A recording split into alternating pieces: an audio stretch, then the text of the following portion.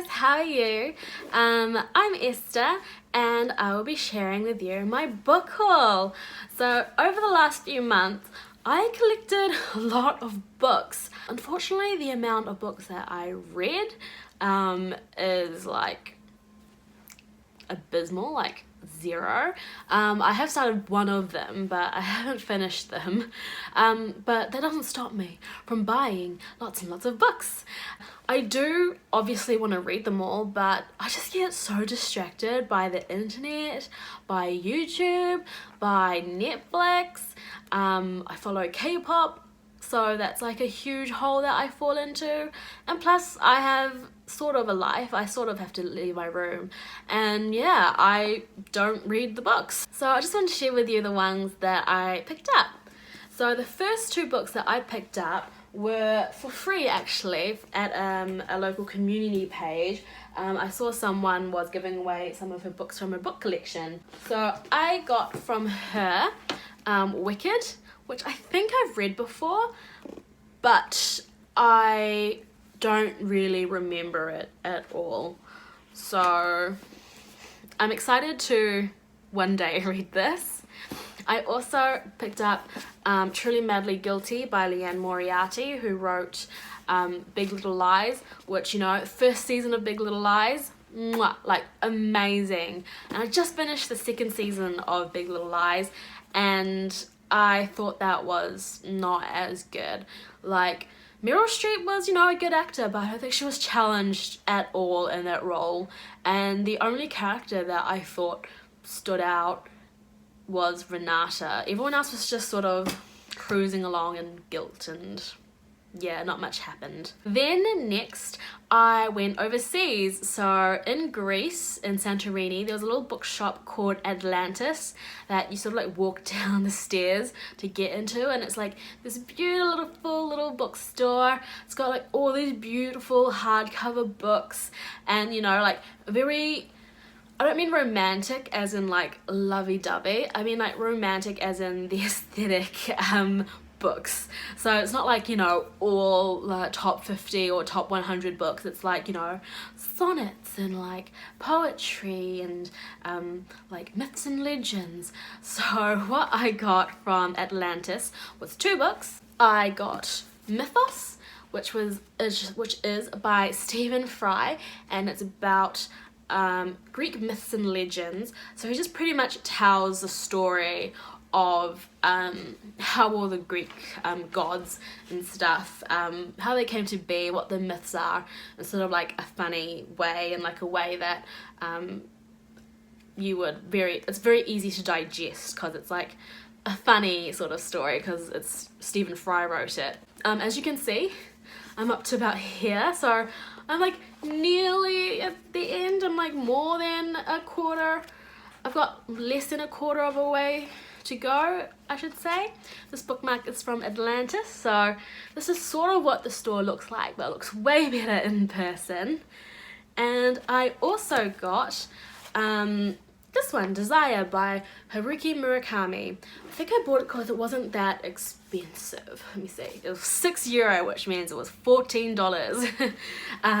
So I always gravitate toward Asian authors.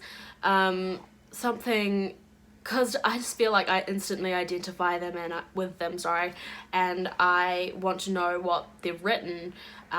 So that's why I got Desire by him. I haven't read any of it, but it's very thin, so hopefully when I do get around to it, it won't take me as long as this, which I've been reading since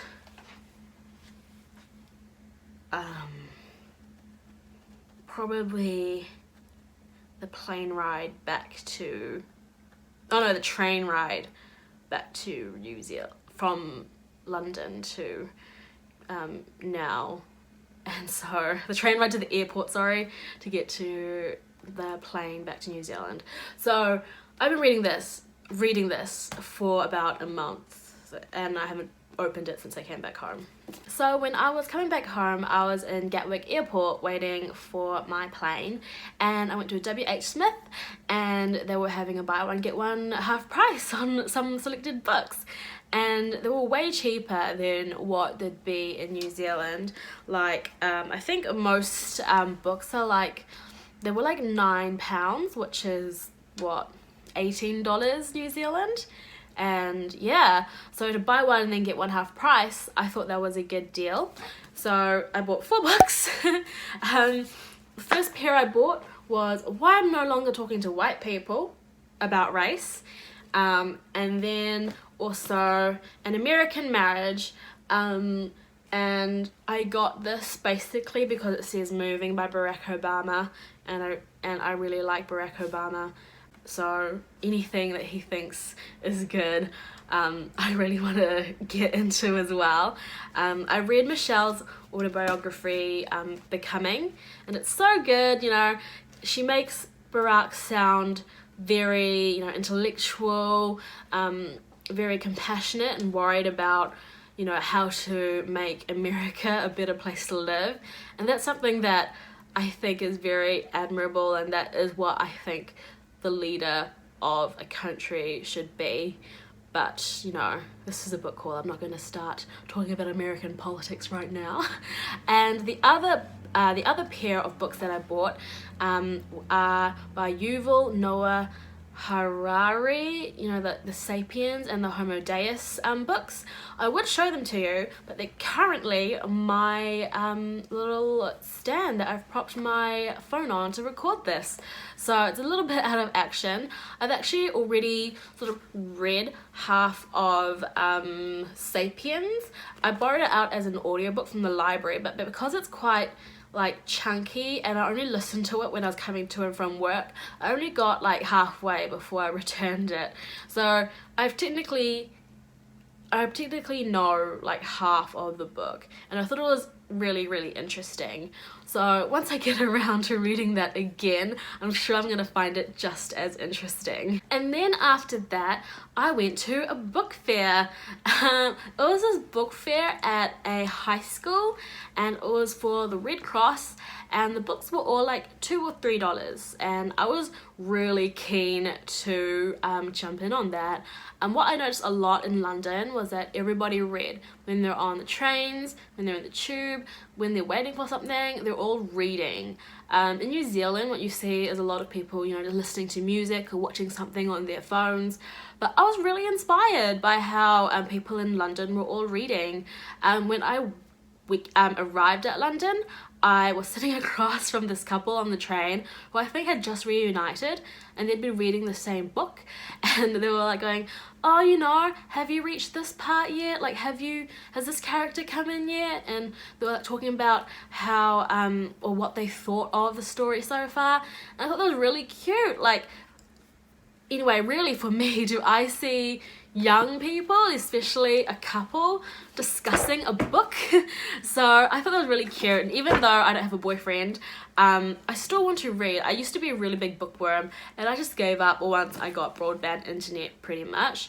But what I picked up from the book fair is 3 of the Stieg Larsson Girl Who Blah Blah Blah books. So got The Girl with the Dragon Tattoo, classic. Loved the movie with Daniel Craig and Rooney Mara, something like that.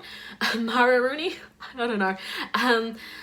It was such a great ad for Apple. If you've ever watched a movie, they like use their MacBooks like the whole way, and the MacBooks are so responsive, so fast. They're like click click click click click click click click click. They look so sleek, and yeah, I think it actually inspired one of my friends to get her MacBook. But yeah, no, really good product placement in that one. I also watched the movie, what was it? It's on Netflix.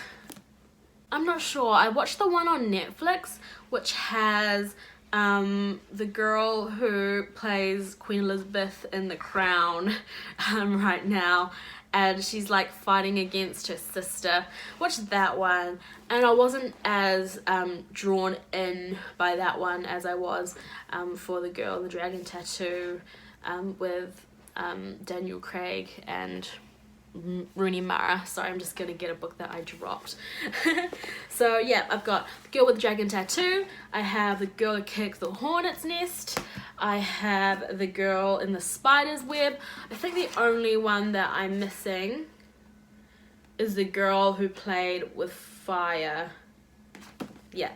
And I also got from the book fair Homecoming, which is about a German soldier's homecoming after escaping a prisoner of war camp. One thing that I found with Europe is like war is such a big part of their history, and things that you're seeing as like really significant places where a lot of pain and a lot of ideas have started. In New Zealand, we're not really confronted with that. What I felt was really confronting was like when I went to Austria and you see the balcony that Hitler was standing on, where he pronounced Anschluss, which is that Austria and Germany were now one sort of country. And you know, the whole square was filled with Nazis, and there were like Nazi flags everywhere.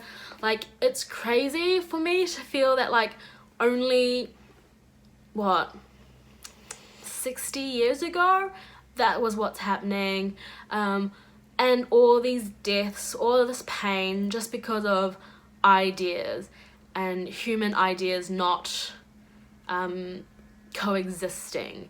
And it just gives you, well, it gave me like just like so many different feelings of how humans just cannot get along. Like, I don't think we are intrinsically a peaceful species. We're always fighting, always finding an excuse to fight, people to blame, and prepared to die for it, or to send other people to die for it and kill other people just based on ideas. No, nothing wrong, nothing right, just, you know, I believe in socialism and you don't, therefore you have to die. It's just so, yeah, warped. And I even visited a concentration camp and Anne Frank's house in Amsterdam, and that was really sad. I thought Anne Frank's house was really moving. And yeah, I really want to buy the Diary of Anne Frank. I saw it was on sale at the Anne Frank house, obviously, but I thought that I'd just buy it when I get back home, because I didn't need more weight in my suitcase. I probably think this is about World War One, because I don't think a German would be coming home from a POW camp in World War Two, or maybe he did, but still don't think Germans were really the ones persecuted in World War Two. Oops! Oh my bad, books just fell. And the next thing that I bought was Zadie Smith on Beauty. I think I've heard of Zadie Smith. I was really drawn to this book, even though it's not exactly in the best condition. I'm not even sure why. Also, it's described as wonderfully funny, and someone also says a rollicking satire and a dazzling comedy. So apparently this book is funny, so I can't wait for a few laughs. And then the other book that I bought at the book fair as well was The Valley of Amazement by Amy Tan, and I will also show you, but it's currently propping up my camera as well. Oh, and one more book from the book fair, Fates and Furies. Not really sure what it's about, but I totally judged a book by its cover, and I like the waves. It's a landmark novel about marriage, power, and perception, and written by one of the best writers of her generation. So hopefully it means it's good, and it's got a little award too. And then when I was running some errands, I found a secondhand bookstore, and they had these two. So I'm not sure if you've seen these, but they're like a parody of the Enid Blyton's famous 5 books, but they're written by Bruno Vincent, and it's like the Fabulous Five. They're grown up and they're like dealing with like millennial problems. So this one's 5 on Brexit Island. Very relevant, very topical. I see my timeline on Twitter is blowing up about how Boris Johnson is a new PM. And this one is 5 Go Parenting. They've also got 5 Go Up the Booze, 5 Go Gluten Free, which I think would be so funny, 5 Go on a Strategy Away Day, and I actually have read these too. They're just sort of like light books. I think like the idea of them is slightly more funny than the actual books. So in this one, the Famous 5, they go on this island that one of them owns, and then and Brexit is happening, or the vote is happening, and when they wake up they found out that England voted to leave, and so half of them are like, oh no, like I don't want to, like I do not vote Brexit. The other, and some of them, one of them is like, no, but I voted Brexit. And so the person who owns the island is like, nah, then I'm leaving England and I'm going to what's her island called, like Cruxit it or something, Cruxit from England, anyway, something like that. And then this one is they basically get custody of someone's cousin's baby and they look after it. Yeah, and so that's all the books that I've picked up in the last few months. I hope I get through a few more of them before I get some more books. But thanks for watching.